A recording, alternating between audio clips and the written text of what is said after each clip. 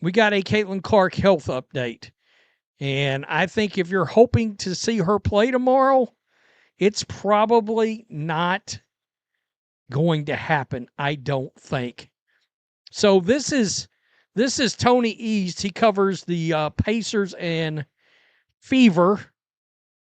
He's a good follow on X, but Stephanie White did talk about Caitlin Clark's injury. Patient that you might be available tomorrow. Well, we went through semi-live shooting. Two significant developments have emerged regarding Caitlin Clark that deserve attention. The first concerns her current physical condition, while the second involves questionable commentary from a major sports network following Indiana's victories without their star player. Starting with Clark's health status, concerns are mounting about her availability for upcoming games. Tony East, who reports on both the Pacers and Fever organizations, provides reliable coverage of the situation. Coach Stephanie White recently addressed Clark's injury recovery progress during media availability. By the end of the day. But let's take a listen. This is Carolyn Peck. This is on ESPN. Like, what are we doing? What are we doing, lads? You were at that game just now. Look, the Fever have been on a tear. They've won 2 in a row, a 25-point blowout of the Lynx in the Commissioner's Cup final. And the Fever have been on a tear. They've won 2 in a row. Against, in fairness, an imploding team and a lottery team. And by the way, we all know how much better the Wings are with or without Enrique. White explained that Clark participated in controlled shooting exercises, though these weren't full contact situations. The player hasn't engaged in complete practice sessions or faced live defensive pressure yet. She has been working on 3-on-3 drills independently. White emphasized that Clark dislikes playing with time limitations, suggesting they might keep her sidelined for another contest if restrictions would be necessary. The coaching staff plans to reassess her condition each morning, monitoring how she responds to increased activity levels. White stressed that long-term health takes priority, ensuring Clark returns at maximum capacity rather than rushing back prematurely. This cautious approach seems warranted given potential concerns about whether the team rushed her return from an earlier quad problem that may have contributed to her current groin issue. Management appears determined to avoid mishandling this situation. Well, we went through semi-live shooting drills. I mean, it wasn't really live; it was semi-live shooting drills.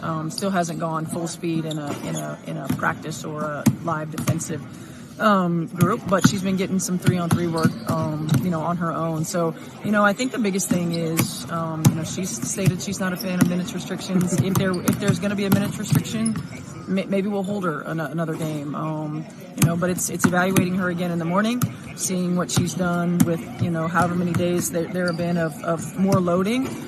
Video footage shows Clark successfully making consecutive three-point shots during practice, demonstrating her shooting stroke remains sharp despite the injury. The expectation is that she won't participate in the immediate upcoming game, but may return for the contest against Golden State on July 9th at 11 hour. This timing would provide 4 additional recovery days before facing a challenging stretch of games. The schedule ahead includes demanding matchups, Golden State followed by Atlanta, then Dallas, and a back-to-back situation with New York. This sequence leads into the All-Star break, after which they face New York and Las Vegas again. The team requires Clark at full strength for this grueling portion of their schedule, making patience with her recovery essential. Much better the Wings are with or without Enrique. With Enrique, the only reason we won that game is because they put Enrique on. And then 27 against the Aces in this one. And both of those games without Caitlin Clark. How is Indiana getting this done right now? Look, I think that Indiana is even more dangerous when Caitlin Clark doesn't play because she's... What? The Indiana Fever have had games where they've scored in the 50s without Caitlin Clark this year. They've had games where they've scored in the... Moving to the media commentary controversy, a particular ESPN analyst made statements that have generated significant criticism. Carolyn Peck, during post-game coverage, suggested that Indiana operates more effectively without Clark on the court. This assessment came after the Fever's impressive victories over Las Vegas and Minnesota, winning by 25 and 27 points respectively, both without their leading scorer. When asked about Indiana's recent success, Peck claimed the team becomes more dangerous without Clark because of her ball-dominant style. She argued that opponents know what to focus on when Clark plays, but without her, the team presents multiple threats. Peck specifically mentioned Kelsey Mitchell's outstanding performance and Aaliyah Boston's evolution as a player. She noted that Boston has progressed from primarily playing with her back to the basket in year 1, to running two-person plays in year 2, and now serving as a decision-maker in year 3. There have been of more loading, and make a decision from there. But again, I prioritize the long-term, her long-term health and wellness, and making sure that when she comes back, she's 100%. Okay. Well, that's what we want too. We want her to be 100% before she comes back. And just my particular take on this is that I have to wonder, did this team bring her back too soon from the quad injury? The analyst praised the combination of Mitchell and Erica McDonald creating opportunities on the perimeter while Boston anchors the interior. She highlighted the team's defensive improvements under White's system, particularly their intensity, length, and switching capabilities. However, this analysis has drawn substantial criticism for several reasons. First, calling Mitchell a point guard reveals a fundamental misunderstanding of her role and position. More significantly, the suggestion that any team improves by removing its best player contradicts basic basketball logic. Clark's impact as a playmaker cannot be overstated. Her ability to distribute the basketball creates opportunities for teammates like Boston, forming a dynamic similar to legendary point guard center combinations. Mitchell has actually produced some of her best scoring performances while playing alongside Clark, including multiple 20-25 point games last season. They've had games where they've scored in the 50s. Like the Indiana Fever without Caitlin Clark. They had 81 last night. They had 81. They are averaging, other than against the wings who don't run back on defense. And by the way, this is the Nalissa Smith wings, the Enrique wings. This is the bad wings. They put up 75 on the pathetic Sparks. With Caitlin Clark, they had 94. And by the way, the only reason they lost to the Aces with Caitlin Clark. The criticism extends beyond tactical analysis to broader media patterns. ESPN has consistently displayed what appears to be bias against Clark throughout her professional career. This stance becomes particularly notable when contrasted with their promotion of other rookies who have significantly underperformed statistically. To provide historical context, successful teams have occasionally performed well during star players' absences without suggesting they're better off permanently. The 1993-94 Chicago Bulls example illustrates this point perfectly. When Michael Jordan temporarily left basketball, Scottie Pippen led the team to a 55-27 record and third seed in the Eastern Conference. Pippen earned All-Star MVP honors and first-team All-NBA recognition. However, nobody seriously argued that the Bulls were better without Jordan. From the quad injury that then turned into this groin situation. All right. And they're not looking to mismanage that. I had a feeling she was not going to play. By the way, Caitlin Clark, some threes in practice right here. So she's trying to get her shot from 3-point range. And good God, she just knocked down 3 in a row like it was. Similarly, Indiana possesses multiple talented players capable of elevated performance. Mitchell and Boston could potentially earn All-Star recognition or All-WNBA honors. The team features what could be considered a Big Three or even Big Four, with Lexi Hull included. When one member of this core group is absent, others naturally assume greater responsibility. The media's approach to Clark coverage reveals deeper issues about sports journalism priorities. The same network that has consistently promoted players with significantly lower shooting percentages and overall production has struggled to acknowledge Clark's historic rookie season achievements. Her Rookie of the Year victory wasn't competitive, representing a decisive outcome that was never truly in doubt. By the way, the only reason they lost to the Aces with Caitlin Clark was because Stephanie White kept doing her BS, we're slowing the game down, instead of we're trying to go win by 30. When we get a bit of a lead early, we're trying to win by 30. It's a change in mentality the team has had. And it's a change in tactics, it's a change in philosophy that they're trying to blitz teams and not just win games. And that they can do that with or without Caitlin Clark. But they're clearly not more dangerous. Why? Because they average 10 points per game less when she doesn't play. 10. It's not something small. It is literally. This pattern reflects broader concerns about agenda-driven sports coverage that prioritizes narrative over performance. Many viewers have recognized these tendencies, leading to declining viewership for studio programming while live events maintain their audience. The contrast becomes stark when examining actual production numbers. While certain players shoot under 30% from the field, Clark has delivered record-breaking performance across multiple categories. Her impact on team success, individual statistics, and league popularity speaks for itself. The current situation presents an interesting case study in sports media coverage. A generational talent dealing with injury management becomes an opportunity for questionable analysis, suggesting teams improve by removing their best players. This approach defies both statistical evidence and basic basketball understanding. And good God, she just knocked down 3 in a row like it was nothing. So she's getting ready to come back. They're going to reevaluate. I have been of the belief that she is coming back, not tomorrow, but for this game right here. This is the Valkyries game. Some call it the Valkyries Revenge game. It's an 11 a.m. game on Wednesday, the July 9th, but that just gives you an idea.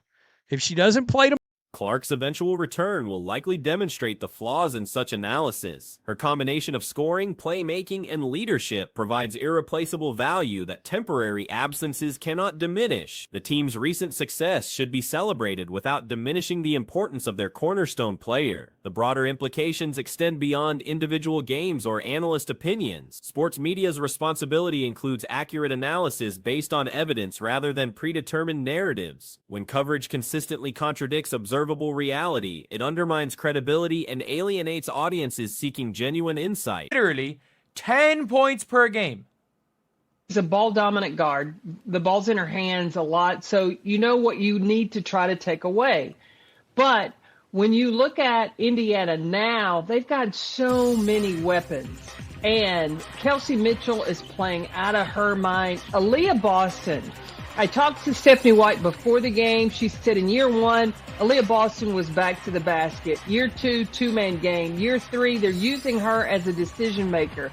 Success rather than using her absence to support questionable analytical positions. The Fever's depth and talent deserve recognition without suggesting they're better off without their best player. The upcoming schedule will test Indiana's capabilities regardless of Clark's availability. Their recent performances demonstrate the team's potential when multiple players contribute at high levels. However, reaching championship aspirations will require their full roster, particularly their franchise cornerstone, operating at maximum capacity. The intersection of injury management and media coverage creates unique challenges for modern sports. Teams must balance immediate competitive needs with long-term player health, while navigating commentary that may not reflect basketball reality. In Clark's case, both her physical recovery and the surrounding media narrative will continue developing as the season progresses. if she doesn't play tomorrow, it gives her 4 full additional days of rest before the next game and before this gauntlet. They really need her for this gauntlet. Valkyries. 2 days later, Dream. 2 days later, Wings. 2 days later, Fever. Back to back with a Liberty game right there. All right? And then, of course, that had The ultimate measure of success won't be individual games played without key contributors, but rather the team's ability to compete at the highest level when fully healthy. Clark's return will likely provide clarity about both her recovery and the accuracy of current analytical perspectives. Recent commentary from sports media has generated controversy regarding the Indiana Fever's performance with and without their star player Caitlin Clark. This analysis examines the flawed reasoning behind claims that the team operates more effectively without their leading scorer. Her as a decision maker. What is she talking about? What is she talking about? She's acting like people weren't saying she was the female Jokic post-Olympic break. You're acting like that wasn't one of the huge changes that Christy Sides made. They're like, this is the evolution of Aaliyah Boston. We want Aaliyah Boston to do this. She was doing that with Caitlin Clark. What are we talking about? Like, that's literally That was the post-Olympic break, Aaliyah Boston. We saw that a year ago. And so when you have a point guard. The argument stems from Indiana's recent victories against Minnesota and Las Vegas, both achieved without Clark in the lineup. However, this perspective fails to consider crucial context about their opponents and overall team performance metrics. Examining the opposition reveals significant factors that undermine the better without Clark narrative. The Lynx' victory came against a team that had struggled defensively throughout the season, while the Aces' encounter featured a franchise experiencing internal turmoil and roster disruption. These circumstances hardly represent typical competitive conditions that would validate such sweeping conclusions. Right there. All right. And then, of course, that heads into the All-Star break. And then they come out of the break against the Liberty and the Aces. So they got to be firing on all cylinders. I think they hold her out tomorrow. I do. So that brings us over to this. Let's just go over to ESPN. And this circus clown known as Carolyn Peck. Now, she's a known Hatelin. Statistical evidence contradicts the notion that Indiana improves without Clark. The team averages approximately 10 fewer points per game when she doesn't participate, a substantial offensive decline that cannot be dismissed as insignificant. This scoring differential represents a fundamental gap in production that two isolated victories cannot overcome. And so when you have a point guard like Kelsey Mitchell. A point guard like Kelsey Mitchell? What is she on about? And Ari McDonald making plays on the perimeter and a post like Aaliyah Boston. I'm going to tell you, Indiana, they are a threat. And specifically on the defensive end, Stephanie is so pleased with the intensity that they're bringing defensively with their length, their switches. I mean, they've wreaked havoc on their last two opponents. The defensive improvements cited as evidence actually reflect coaching adjustments and increased effort levels rather than Clark's absence. Recent games have shown the Fever maintaining defensive intensity for complete contests, something they struggled with earlier in the season regardless of personnel. Against Las Vegas with Clark present, they held opponents to 36 first-half points before allowing the game to slip away due to tactical decisions and momentum shifts. Circus clown known as Carolyn Peck. Now, she's a known Hatelin over at ESPN, the Marxist ESPN of China, as we've been calling them on Black and White Sports for 5 years now, as we've been destroying ESPN, calling them out for their BS. It's one of the very reasons why between this channel and the big channel, we have nearly 500,000 subscribers, because people can't stand the fact that they don't get truth out of ESPN anymore. And they don't get a... Coaching philosophy changes have contributed more to recent success than roster composition. The team has adopted a more aggressive approach, seeking to build substantial leads rather than managing narrow advantages. This shift represents a mentality adjustment that benefits the entire squad regardless of which players are available. The comparison between Clark and teammate Kelsey Mitchell reveals fundamental misunderstandings about their respective roles. Mitchell operates as a scoring guard rather than a primary facilitator, making direct comparisons problematic. Clark's ability to create opportunities for teammates like Aaliyah Boston forms a crucial component of the team's offensive structure. They've wreaked havoc on their last two opponents. And by the way, like, people are talking about the defense. The only thing is that the Indiana Fever have showed up for 4 quarters on defense. Like, when the Indiana Fever played the Aces with Caitlin Clark, they were fantastic defensively in the first half. Held the Aces to 36 points. And they were fantastic defensively till about halfway through. They have just played terrible. I'm just going to show you guys what the Indiana Fever have done. Boston's development as a decision-maker represents an evolution that began with Clark's arrival, not despite her presence.